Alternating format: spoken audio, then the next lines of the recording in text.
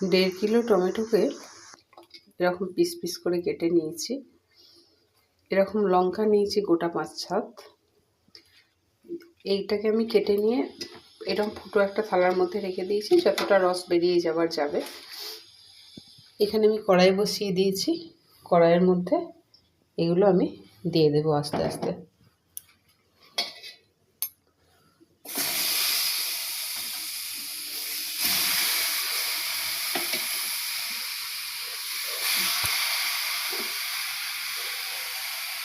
পুরোটা দিয়ে দেবো, দিয়ে একটা ঢাকা দিয়ে দেবো।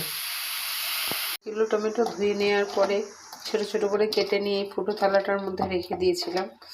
তো আমি এমনি টমেটোর বীজ তো বাদ দিয়েই খাই, তো সেই জন্য বীজগুলো মোটামুটি সব বেরিয়েই গেছে। এরপর এটা হালকা করে সিদ্ধ করতে দিয়ে দিয়েছি। গ্যাসটা একদম কমিয়ে দিয়েছি, গ্যাসটা আমি কিছুতেই বাড়াবো না। কত বীজ বেরিয়েছে।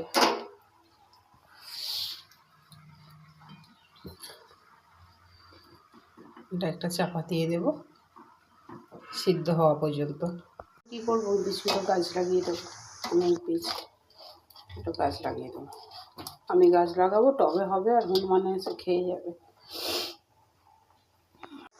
2টো দারচিনির টুকরো, একটা বড় এলাচ, একটা ছোট এলাচ, আর কয়েকটা লবঙ্গ আমি এর সঙ্গে সিদ্ধ হতে দিয়ে দিলাম।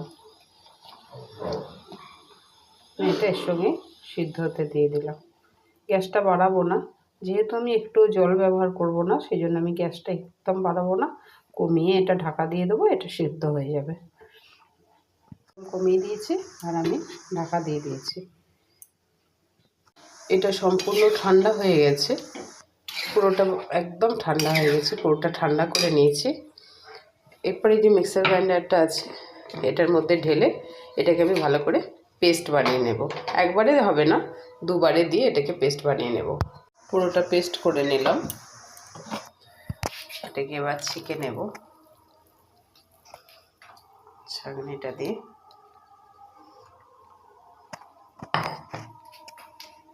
জল দিইনি, তো এটা একটু গাঢ় হয়েই গেছে অলরেডি অনেকটা।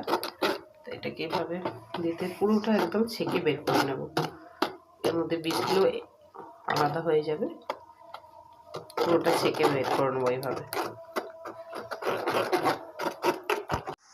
আমার পুরো কাইটা এরকম বেরিয়েছে। পুরো কড়াইটা আমি বসিয়ে দিয়েছি, ঠিক 1 বাটি হয়েছে। এটা ফ্রাই করে রেখেছি, এটা আমি এর মধ্যে মিশিয়ে দেব। কড়াইটা পুরো ধুয়ে নিয়েছি, নিয়ে ওটার মধ্যে এটা পুরো দিয়ে দিলাম। এটা প্রায় 2 কিলো আন্দাজ মতো নেট সসটা আছে।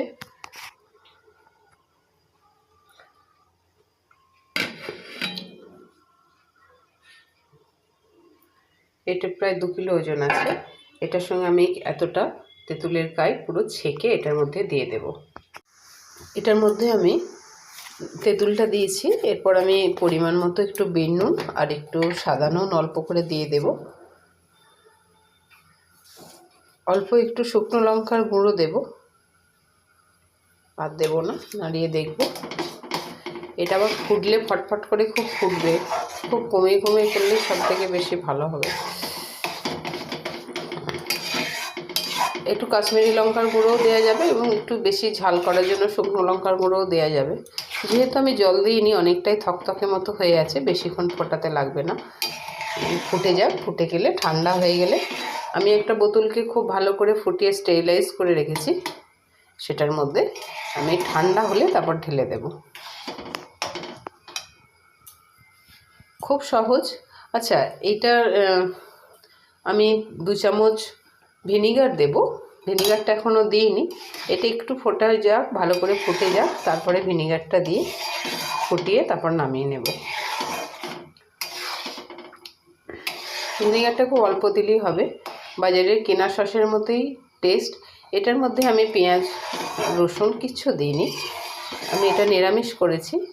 আর একটা বানাবো, সেটার মধ্যে আমি রসুন এবং পেঁয়াজ দুটোই খুব সুন্দর করে মিক্স করে, যেভাবে প্রসেস আছে ওইভাবেই করব। এটা আমার সম্পূর্ণটা নিরামিষ,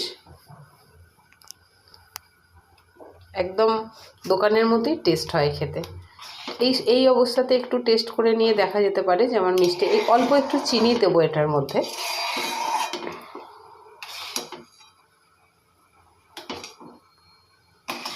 আমি যেহেতু এটা টক ঝাল মিষ্টি একসঙ্গে বানাচ্ছি, তো একটুখানি মিষ্টিও দেবো আমি এটার মধ্যে আমি 4 চামচের মতো চিনি দিয়ে দেব। গোলমরিচটা দিয়ে দিয়েছিলাম, এর মধ্যে দিয়েছি 2 চামচ ভিনেগার। এরপর এটা একটু ভালো করে নেড়ে নেব, নেড়ে নিয়ে ঠান্ডা করে নিয়ে এটা একবার দেখে নিয়ে কনসিস্টেন্সিটা ঠিক আছে কিনা, আর একটু চাপ করলে খুব ভালো হবে। এভাবে পড়ছে, ঠিক আছে। আমি একটা প্লেটে দেখে নিচ্ছি।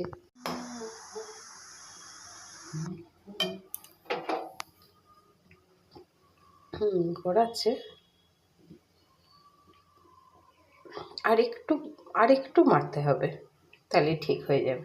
এই যে ছাড়া ছাড়া মতো হচ্ছে, এই যে একটু জল বেরিয়ে আসছে, এই পর্যায়ে নামালে হবে না, আরও 10 মিনিট এটাকে কম আছে আমাকে ফোটাতে হবে। এই যে জলটা বেরিয়ে আসছে, এটা থাকা চলবে না। পুরো একদম ঢেলে নিয়েছি।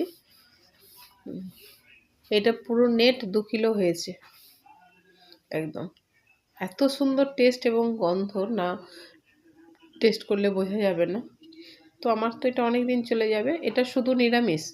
এবার আমিষ যেটা বানিয়েছি সেটার মধ্যেও রসুন দিয়েছি, একটু রসুন দিয়ে বানিয়েছি, সেটাও অনেকটা হয়েছে। তো আমি এখন যা সস বানিয়ে নিয়েছি, আমার এখন 6 মাস চলে যাবে।